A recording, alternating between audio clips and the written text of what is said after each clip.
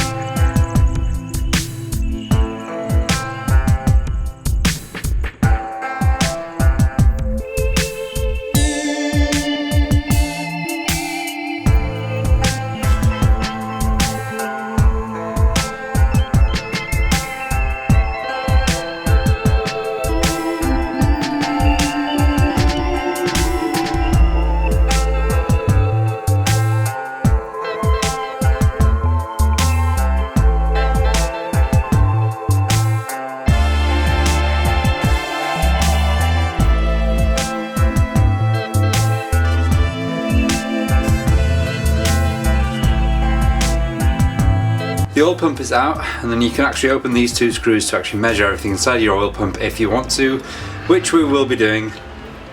That's it, it's out.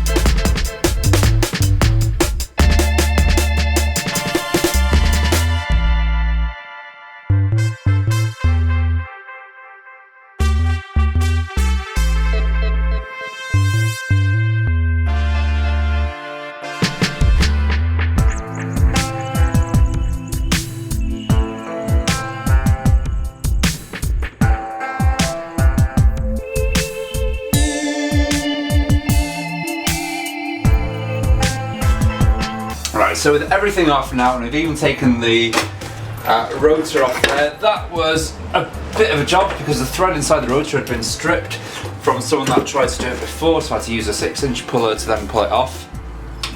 But let's see what's inside this.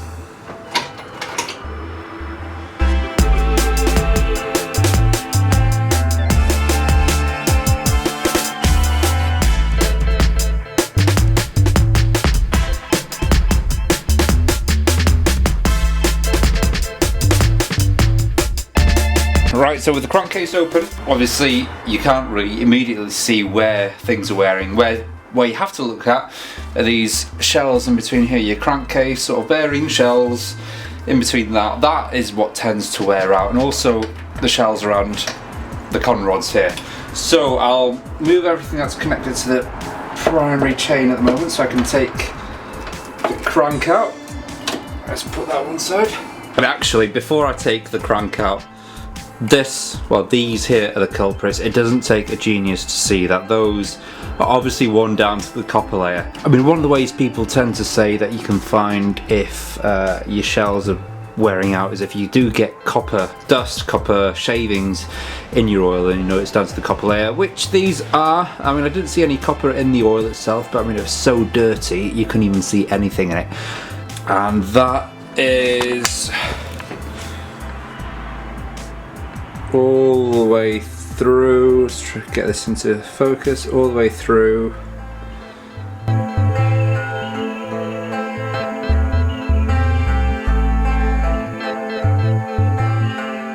And on this other side now, yeah, you can see that the same kind of thing is happening to all these. If we focus in on this one here, you can see, you know, it's the same story on both sides. Both have gone.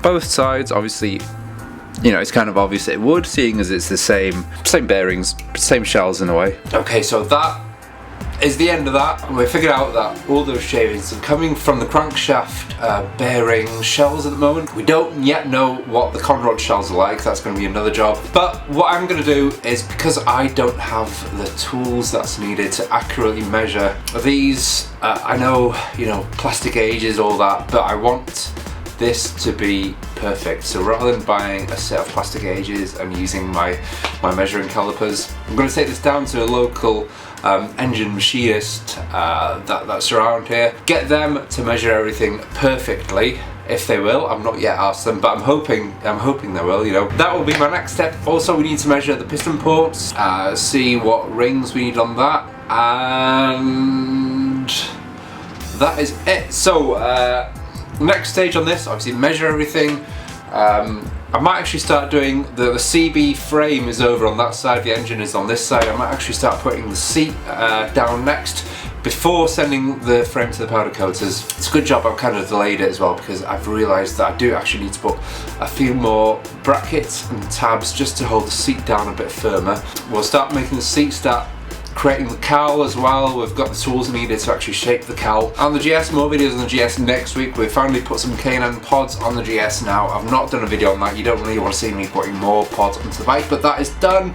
And we can actually take that out. Might order some exhaust strap next week as well. And there'll also be the CX500 wiring that will be on your screens. So if you haven't already subscribed, then please do. Stay up to date with this channel, and I promise you we'll be back up to speed with videos every week. I know I've been lax over these last couple of weeks, but hey, such is life. Take care, and I will see you in the next video.